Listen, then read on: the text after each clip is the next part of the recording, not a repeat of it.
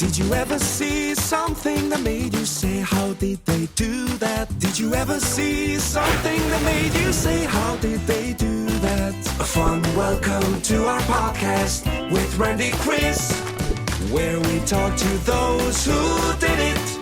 Tell us how you did it. Tell us how you did it. Tell us how you did it. Did you ever see something that made you say, how did they do that? I'm your host, Randy Chris, and welcome to my podcast where we talk to those who did it. Today I have Don Scrotenboer, a nationally acclaimed land planner. Don took land in Collier County out of Naples, beside Naples, and built a city. Now, who does that? Who builds a whole brand new city out of nowhere? Usually it takes 200 years. And it's a very good recognized city. And I'm going to talk to Don about that and other things. But first off, good morning, Don. How are you? I'm wonderful, Randy. Thank you for the opportunity to be with you today. I appreciate it. Well, it's my honor, believe me. I wish I'd done half of what you've done in the land business. I know you are a family man. You've got 5 kids. Yes. You're a tall guy. I met you. You're like, what are you, 6'9"? I'm 6'8", yes. 6'8". Yeah. Are all your kids tall? They are. We've got 2 girls that are over 6 foot, and my son's 6'10". Wow. So I read that you played basketball, obviously. Were you a scholarship athlete for 4 years of college? I was a scholarship at Siena Heights University in Adrian, Michigan. It's an NAIA school, and enjoyed every minute of it. My sophomore year, we made it to the quarterfinal of the national finals for NAIA, so it was a wonderful experience. Wow. And so I guess you were probably the tallest guy on the team, wasn't you? Yeah, I think at the time, at least my first 2 years I think they brought in somebody else, if I recall, that was slightly taller, in my last couple of years. So I saw that you said you were the great white hope at Siena. Yeah.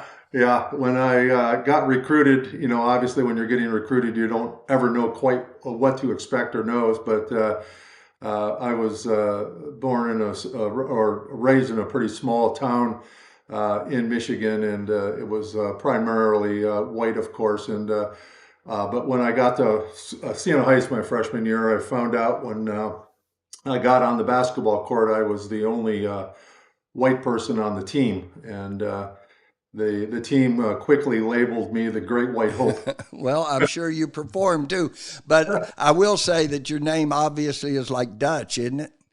It is Dutch, Randy. So yeah. you're blonde and light all the way around anyway, aren't you? You're extra special white. Well, I used to be blonde, but it certainly has changed because of all the projects over the last 20 years. Well, age has a. And I used to have real brown hair, but Yeah. hey, look at it now. What are you going to do?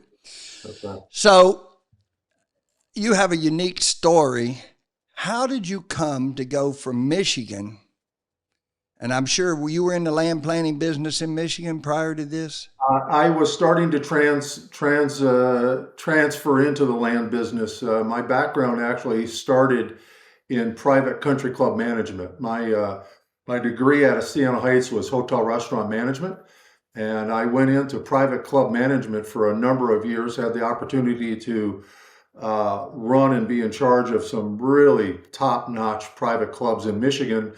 But through that experience of managing those clubs, had to do a number of renovations, golf course renovations, had a clubhouse completely burned down that had to be completely rebuilt, and other renovations that took place. And through that process, I started, realizing that there may be something else here beyond just club management. So I kind of transferred into developing private country clubs, or not even private, but country clubs or golf courses into Michigan. So that's what that transition was. Probably should note that early on when my dad owned a residential construction company. So at age like 11 or 12, I started working for him. So I was familiar already with the construction background, actually thought about being an architect. at one point. What really transitioned my career from club management, if you will, into land was a gentleman by the name of Tom Monaghan, who's the former owner of and founder of Domino's Pizza. He retained me to establish and set up a private club for him. Small little country club, very exclusive. So I was doing that when his vision for Ave Maria actually started. And actually, as we got into his vision for Ave Maria, the club itself kind of went by the wayside. It never did get constructed, even though we had it completely designed. We had the property already secured. We had all of the membership documents written up, so it was ready to be relinquished when he pretty much dropped it and his vision for Ave Maria started, and he asked me to be part of that team. Well, that's a much bigger impact on the world than another private club, isn't it? Yes, yes.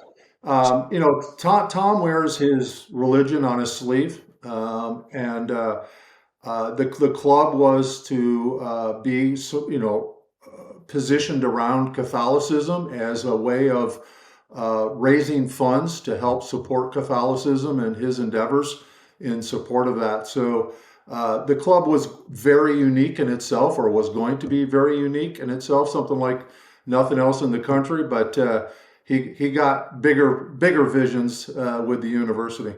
Oh, that's pretty unique concept in itself, wasn't it? It was. He's a real visionary, and that it was his faith in me and his trust in me was what really transitioned me into land development and land planning. So, being that you were from a construction background because of your father and that work and being around it really your whole life, sounds like, and then going into the country club business where you had to do the buildings you had to fix and golf course you had to redo, you got an introduction into government regulations and process, I would assume, pretty early. Baptism by fire, as they say. Yes, very early. Yeah. And you wasn't prepared for nothing like what you got to do in Florida, was you? No, Michigan's is completely different than it is in Florida when you're dealing with the amount of protected species and the amount of wetlands down here. It's a completely different game. And Michigan doesn't even come close to the number of very active environmental government, not only agencies, but organizations, NGOs that are very involved. They don't have that up there. So it was a big learning curve in that sense. So I'm from Georgia, and I built a couple buildings up there, and you can go from getting your zoning to construction in 6 months, where you're actually on the site and buildings going up. You'd never do that here, would you? No, you would not. No, that's not even envisioned. In 6 months, you're probably meeting with the first environmental group. So you actually, I read today that there's some activity out there about Ave Maria University. That's part of the city Ave Maria, right? It is. It is. It's a joint venture partnership between the Barron Collier corporations and the Ave Maria Foundation. And that was part of my first undertaking, was to help form that relationship and that partnership between what would be Tom Monaghan and the Barron Collier Corporation. And so that partnership still remains today, will for a long time. It's in great shape. And so, a little bit of the background on that to begin with, and how that vision started, is Tom had Ave Maria College started in Ypsilanti. It was basically in a home, in a small building adjacent to the home. Only had probably 25 or 30 students to start it out with, but his vision was much bigger than that. Tom owned a 75-acre parcel in Ann Arbor Township where he had the headquarters for Domino's at. It was a 1.1 million square foot office park on Domino's farms. but it had additional land in addition to the office park. And that's where he really wanted the university to be placed and for it to grow from there. So he wanted to move it from Ypsilanti to Ann Arbor Township on Domino's Farms. And he asked if I could help him through that process to get that permitted.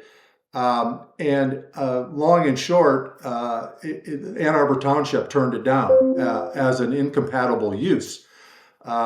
Not knowing some of the background before I got into it, a little naive, there was a fairly adversarial relationship between the township and Tom because Tom had done some things on Domino's Farms without permits and without approvals. And even though it was the benefits of the community, they didn't like the fact. And so this was a bit of their retaliation against Tom into turning this down. Tom grew very frustrated with that and threw up his arms, and he said, there's got to be some place besides Ann Arbor that will endorse my vision. And so he had his publicist, Rob Falls out of Cleveland, put out a feeler. It was sent out national that Ave Maria College was looking to expand and move outside of Ann Arbor. Well, the number of inquiries from all of these municipalities from really around the country started coming in. And so in response to some of those, or a lot of them, Tom put together a 3-person team within his organization. I was one of those 3 people. He pretty much gave us his private jet, and we jet-setted around the country for 6 or 7 months, meeting with all of these different municipalities on one, explaining what Ave Maria was, what we could bring to the table, but more importantly, what they were willing to bring to the table and offer us in terms of incentives that could help, form a mutual partnership. So we were, I think, in roughly 62, 65 different cities over a 6-month period, meeting with us. But all along, Tom really liked the Naples area. He a long time ago had a home down here in Naples. He didn't at the time, but he did previously, and he had his boat down here. But he had a heat map on his office wall, if you will, and it was a map that showed where the population of Catholicism was around the country. And Southwest Florida was a red glowing ball basically on the map. Wow. And a lot of that is because of the transition from Midwest down to the south of, Florida. Right. And Midwest obviously is a high population of Catholicism. But to add to that, Tom also knew that there was a tremendous amount of wealth in the Naples area. And the reason that those two things were important to him is because when you start a new university, you don't have an endowment fund, right? Correct. It's all his. It's 100% his. And he knew while it was large, it was limited, right? And it's not an infinite situation. So he knew that he needed to attract dollars to help ultimately fund in the long-term survivability of the university. So he told us all along, keep your eye on Naples, keep your eye on Naples. Well, Collier County was one of them that reached out, and we came down and met with the Economic Development Council people at the time. We met with some of the city or the county commissioners at the time, and we kind of liked what we had learned and what they had to offer. And actually, early on, after we decided Naples or Southwest Florida was the area that we kind of wanted, or Tom wanted to settle in on, we took over the contract with U.S. Homes for what is now Heritage Bay, out of Mockley Road, just east of I-75. We took that contract over from U.S. Homes, $132 million contract. And that's where Ave Maria, the university at least, the vision for the town really had not formulated at that point, but it was more around the university. So we took that contract over, we started doing due diligence, and kind of back to what you were saying earlier, Randy, we didn't know what a Florida Panther was from Michigan. What a we kind of knew what bald eagles were and things of that nature, and wetlands to the extent that they were. So we started running into some concerns, even though today they're probably not as concerning, but at the time for us out of Michigan were concerns as to some of these environmental integrities on the property. And interesting enough, the Naples News had picked up that Tom had taken that piece of property out of contract from U.S. Homes and was considering the university. So it hit the paper, and unexpectedly. And out of that, the CEO, Paul Marinelli at the time from the Baron Collier Corporation, called Tom and said, "Hey, I see that you have an interest in bringing, the Ave Maria University down to Collier County. Sounds like you've got a piece of property, but you may be having some issues with it. Just wanted to let you know we have 220,000 acres in eastern Collier County. We have a vision for a very large development that could use a catalyst, and perhaps your university might be that catalyst." So, Tom calls and says, go meet with this guy, see what this is all about. And like everything the Baron Colliers do, it was the real deal. I mean, a quality organization, proven track record. Paul Marinelli, just a quality guy. God rest his soul. And it then eventually introduced him and Tom, and they hit it off. And then that's where the vision really kind of came together for not only the university, but a larger development, i.e. a city out of it, because it was quite far out. It seemed really far at the time in eastern Collier County, out Oil Well Road. Today, with all of the roads and the development between Naples and Ave Maria, it seems like a shorter distance, but at the time it seemed way out there in the middle of a tomato field in terms of forming that joint venture. Part of that was quite interesting, and again, it's Tom's vision that creates a lot of this stuff. Is the Baron Collier's offer initially that Tom accepted was 750 acres of gifted land for the university, and then the Baron Colliers would take the remaining 200 acres of land, and they would be in charge of that. If you would, and then Tom would just concentrate on the university within the 750 acres. And Tom accepted that because we gave up a $132 million contract. We let that go, got our deposit back, but now instead of paying $132 million, now he's looking at free land for $750.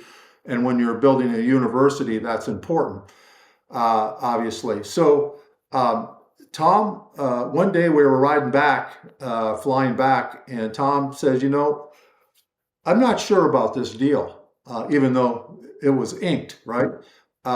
He said, we're going to be the catalyst for this development, and the Baron Colliers are going to be the benefactor of everything around it.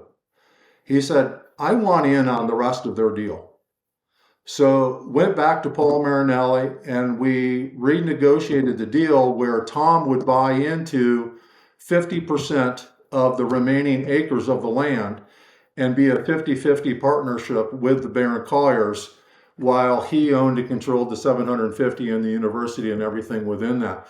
So that's really what the development and the partnership consists of is today, is Tom's university and then a 50-50 partnership between the foundation and the Baron Collier Corporation on the other 9,200 acres. So that beautiful chapel that's out there, that's on the 750 acres? It is not. That's an anomaly. And I guess another anomaly is the K through 12 school, Ave Maria K through 12 school. Those two pieces are outside of the 750 acres, but were funded and constructed by Tom and the foundation. So it really did become a full partnership. It did. It did, and continues today. And then, of course, I hear a lot about the law school. So they put a university, grade school, churches, and a law school. And they've got multiple graduate classes now, don't they? Yeah, the law school is a very, very impressive institution. And it, again, like the college or the university, started in Michigan and then transitioned down here. So early on, when we had formed the relationship with the partnership with Baron Collier, and all of this extensive planning was going on, um, Tom wanted to start getting accreditation for the university at the time college, but he wanted to transition into a university. He wanted to get the accreditation for that in Florida.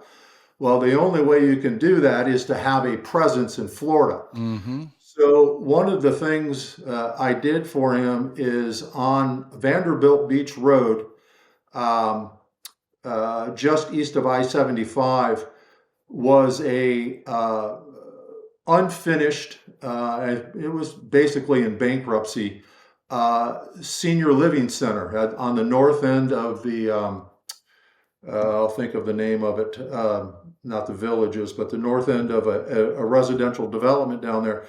Anyway, it wasn't finished. It was in financial trouble, and so Tom bought that. And we then took that and renovated it, finished it, and transitioned it into classrooms and a cafeteria so that the university could start transitioning down from Michigan down here to Florida before the permanent campus became, so that he could start getting his accreditation, because the accreditation is about a 3-year process. He wanted the accreditation before the new full campus opened up in Eastern Collier.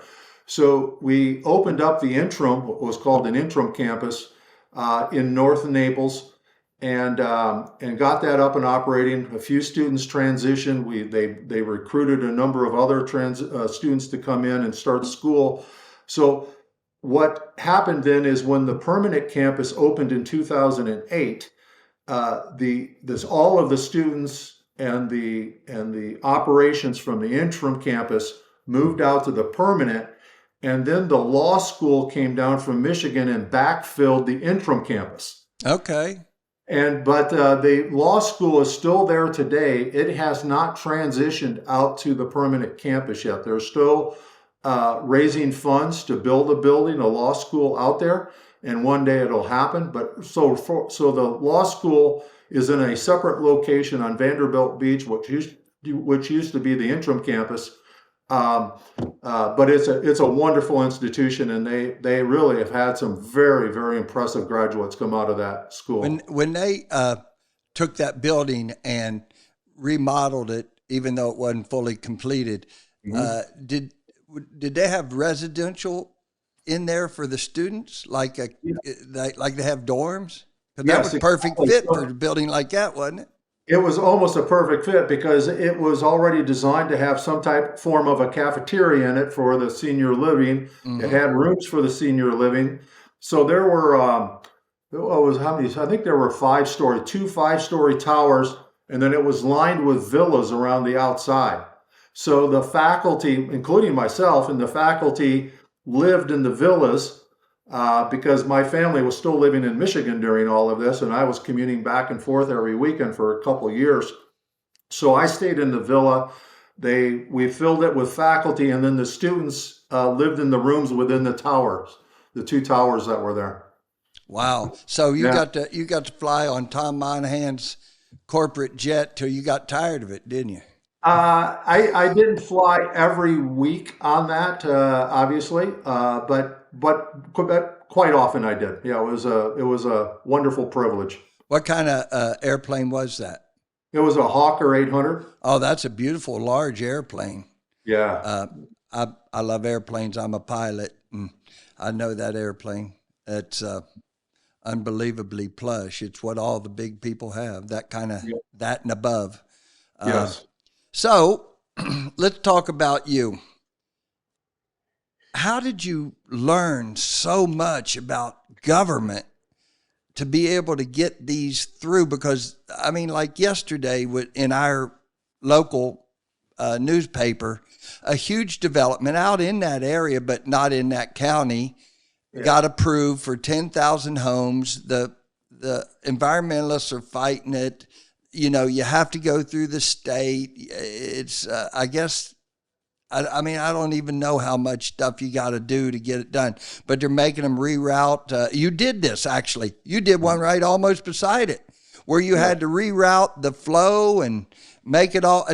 How did you do that? Because I'm sorry, I just remembered this Wild Blue was almost the same thing that what they're approved yesterday, isn't it? Well, it's all of what's happened along down Corkscrew Road, the place, Verdanda Village, and now the new one, Kingston, that was announced yesterday. All of those have had to follow the same program that I created and put forth on Wild Blue. Wild Blue was the impetus of one of the first master plan communities within the DRGR, Density Reduction Groundwater Recharge Land Use here in Lee County. And that took a long time. That was a lot of collaboration with the county and a lot of all of the environmental groups down here in getting that, because as much as the DRGR was intended to be an area with no residential development, in essence, to preserve that portion of the county, it wasn't being preserved because it takes a tremendous amount of dollars to preserve land. You got to go in and clean out the exotics, and you got to replant, and you got to restore flowways. Well, the government's not going to do that on their own. That was with nothing on it you're talking about. You still got to manage conservation land, right? Yeah, raw land doesn't manage itself.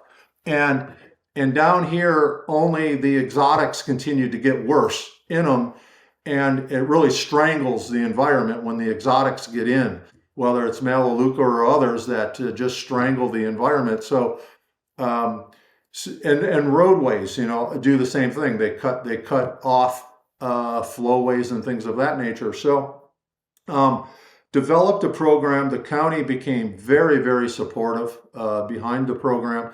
But in essence, what that program does is that in exchange for the right to develop and a certain amount of density, you're required to put a certain amount of, and it's over 50% of your land, in perpetual conservation and a requirement to restore it.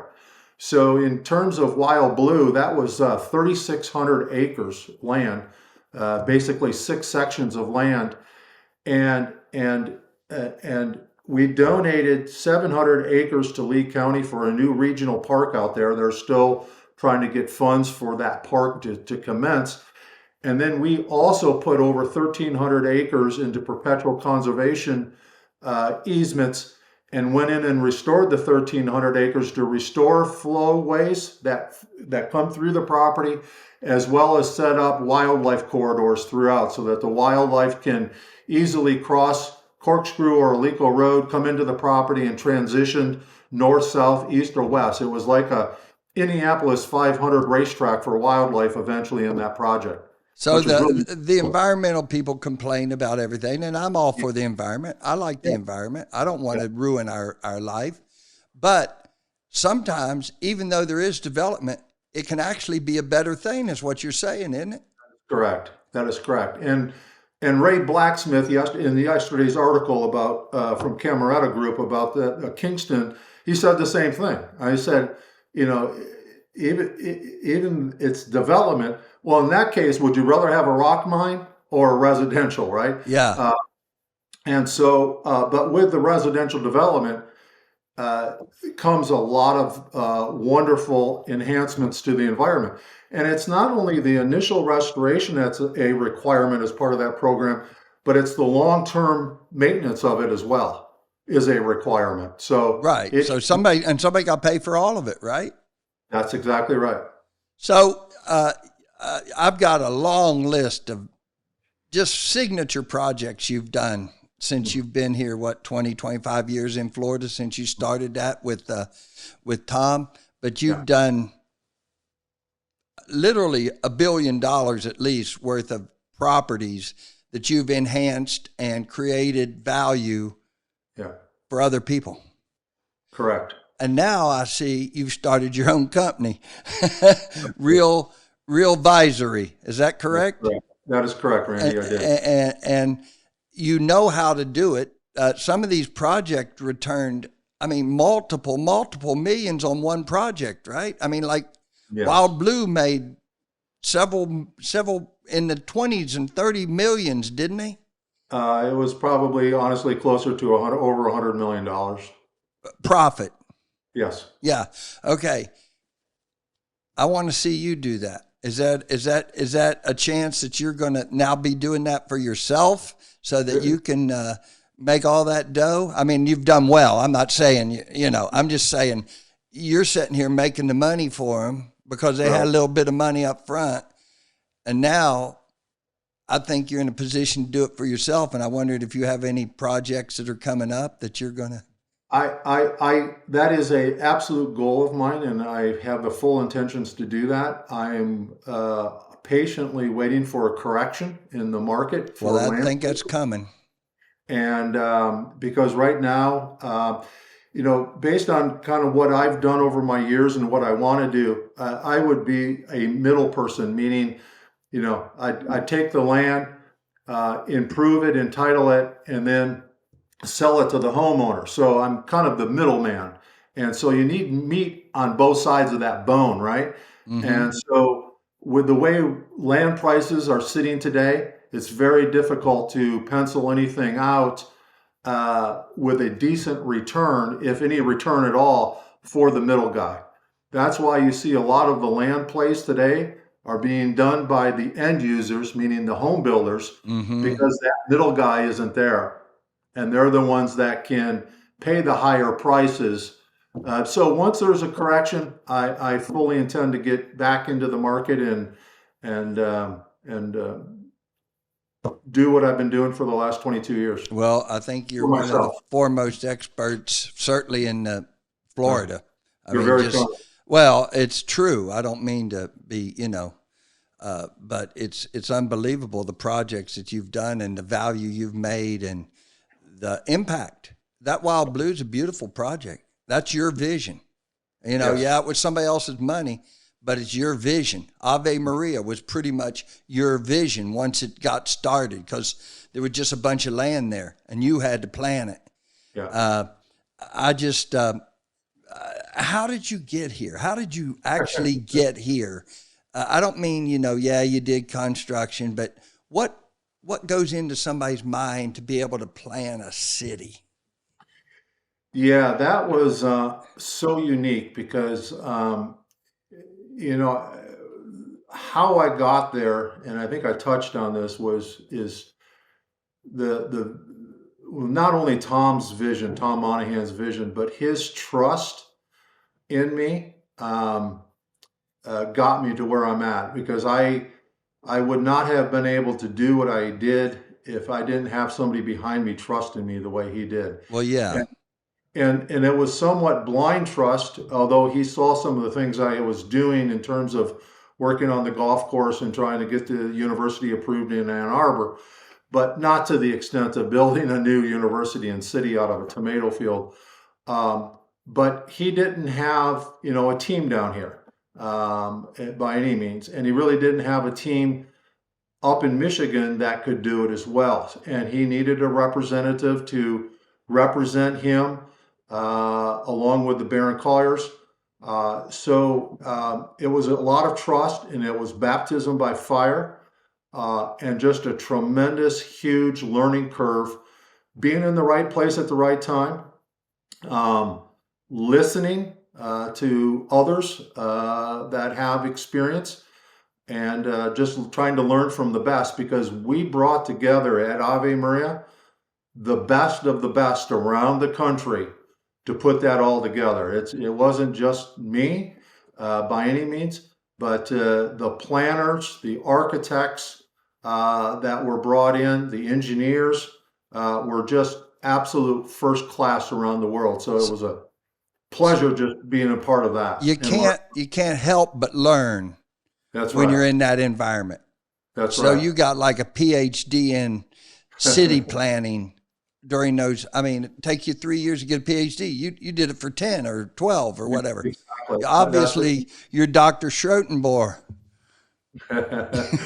In some ways, that's probably accurate. That's right. But and when someone has the trust in you, like Tom had in me, you want to return that, right? I mean, and you want to live up to that. So I put everything I had at the sacrifice of my family, because, as I said, they stayed in Michigan. I traveled back and forth every weekend for a little over 2 years in trying to get this off the ground to make sure that it was actually going to happen before I transitioned my family down here. So their support and their sacrifice helped me, allow me to do what I needed to do. So how did your children like Florida and moving here and being here? Did they like Yeah, it? yeah. The older ones, yeah. The overall answer to that is yes. And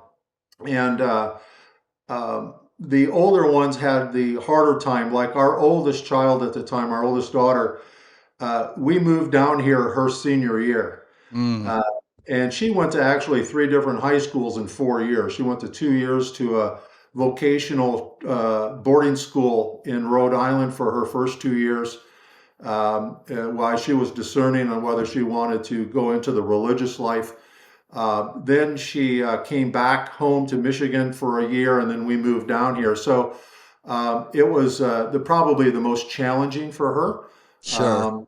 And then the second oldest, she was, when we moved down here, she was then be a sophomore in high school. So the other three, well, actually the other two at the time were younger. So, their transition was a little bit easier, and they pretty much grew up in Florida. And then the fifth one was actually born just after we moved down here to Florida. So you got you a gator. No Gators. Oh, All Michigan Wolverines. well, the one that was born here still loyal to the Wolverines. She's still loyal to the Wolverines, yes. Didn't have a choice. Had all that power on top of her. There's no choice in this family. So I noticed that I saw this really nice article about you that was in Gulf Coast Business and talking about your new company. Yeah. How's it going now that you're an entrepreneur on your own? Yeah, it's going well. I've enjoyed it. I've got a number of real estate investments that I've been involved in over the years. I'm a bit of a passive investor, but because of my background and my experience, those managing partners that are running those investments seek my advice and ask for my advice often, and they like having me as a partner. So I've been able to get more involved than I had been over the years in those, and watching those investments. But also, what I'm doing is consulting for a number of landowners, in helping them, just like I did my other employers, but helping them transition through their property. For example, I have one client who acquired 3,200 acres in eastern Collier County, actually not very far from Ave Maria. He has never been in raw land development before. He's done other types of development, but not raw land. And so I have partnered with him, and we are going through all of the paces of the entitlements and permittings on that 3,600 acres, and should have that ready to go to market probably first quarter of next year. Wow. Now, is that going to be a value add flip, or he going to develop it? Yeah, we're going through that discernment, or he is going through that discernment process. I'm helping him with that right now. I've set up pro formas for him, looking at it in both ways. One is to sell it off either in parts and pieces once it becomes fully entitled raw land. But he also has a desire and wants to understand more about the development side of it, and going in and putting in all of the backbone infrastructure, and bringing it to either finished lots or finished pods and selling them off. Yeah, we call that, I know you know this, I'm just for my own audience, Sure. we call that horizontal versus Yes. vertical. That's right. All the Right. horses. That's right. He certainly has the uh, financial capability of doing that, and that is a possibility. So, have put together a number of pro formas that show him what that looks like on both sides, and so he doesn't have to make that decision. I think what will happen in this case is once we get it entitled, we'll probably bring it to market. See what it renders, and if it strikes the number and the return that he's looking for, he'll sell it. If not, Right. I think he'll move forward to continue to improve the property. He's in a good position. Oh, you can't, if you want to make money off a piece of property, you can't be in love with it. You just got to make it a business. Yeah, that's one of the sins of real estate, is to fall in love with a piece of property. So, I really have appreciated you being here. You've talked about hard work, integrity, loyalty. I know these are the backbones of what's gotten you here. I try to think I've done the same. But what would you, maybe 3 words of advice that you could just put somebody quickly, let them know what, just in a nutshell, what they could do? Yeah, you just touched on some. To me, one of the biggest things is reputation. It takes a long time to build a reputation, but you can lose it in seconds, and, Yes, and may never ever get it back. So never put yourself in a position to jeopardize your reputation, because it's the number one thing you probably have besides your faith in God. that's all you got, your good name. And hard work. I mean, nothing comes easy, unless you're an heir to a billionaire. Nothing comes easy in this world, and you have to work hard. It's probably one of my concerns about the generations coming up. I know there are some hard workers out there, but I don't think that they're to the vast majority that used to be when we were growing up, Randy, and how we started. But you have to work hard. Got to try to put yourself in the right place at the right time when that's available. Opportunity. Yep, take advantage of that, and don't be afraid to try something new. You might fail, but I guarantee you're going to learn from that failure and become a better person in the long run and a better employee. Well, I mean, what did Thomas Edison say? He failed 1,000 times before he got the light bulb. I mean, but Right.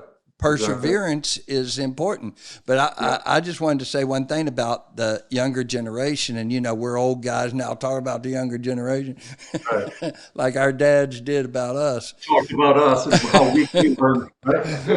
Right. But it is true that we have a softer Yeah. generation coming up behind us. I mean, they thought we were soft because the World War II generation was so tough and did with so little.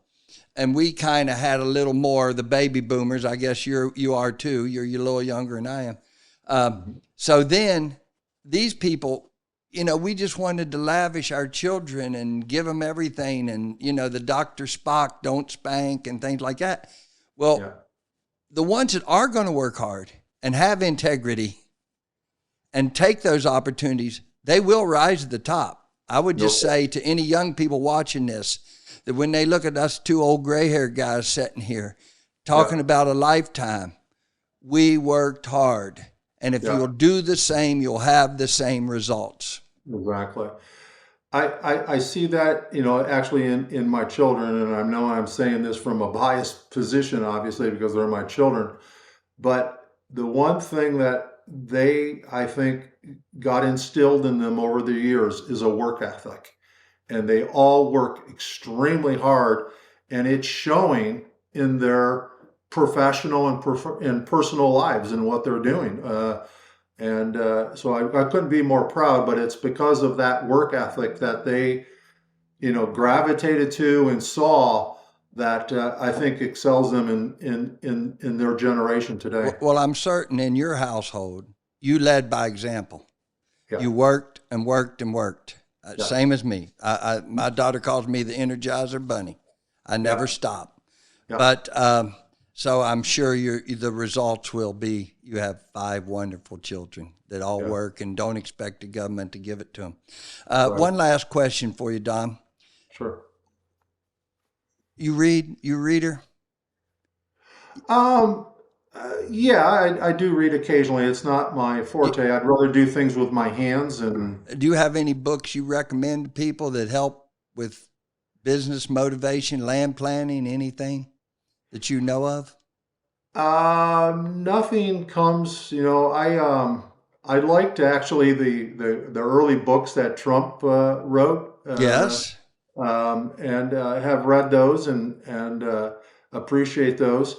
Land planning in terms of that question, is specific to each site, and it's really boring down and trying to find out what the compromises is between government and the environmental groups and how to mesh that and put a compromise together to make it work for everybody involved. So I don't know if there's one particular book that helps with that because it's all individual as far as I'm concerned. Oh, the reason I asked you that is because I wonder if you've ever considered writing a book. You have enough stories here that would be so intriguing and it would really keep people's attention and I think be educational because, yes, each site's unique, but the process is still pretty much the same, especially when you get to these bigger ones where you have to go state, really even federal some.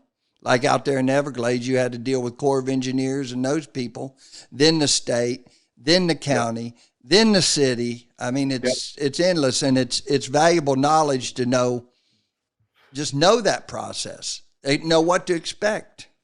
Yeah. You're not the first that perhaps has suggested I consider writing a book. I think my wife is probably the biggest proponent of doing so, but I have not taken that initiative. To me, I guess it's maybe being a little humble. I find what I do to the average person probably boring. So why would they want to read about it? But you never know what happens. So if you sold 100,000 books, you'd make good money. You'd be on the New York Times bestseller. And there's 100,000 realtors, developers, land planners who would read that book. I mean, it's like when I do a business, I've had multiple businesses in a past life, and people say, well, you can't be right next to that. Or like right now, they say storage units everywhere. Yeah. Well, they're right next to each other. Well, I'll say that's why McDonald's is next to Kentucky Fried Chicken. That's where the people want to go. And now you can add car washes to that too. Every corner's got a car. How can they make so much money? But they're doing that. Club where you pay $35 a month, and they get enough people that they have income whether you come through there or not. Pretty unique.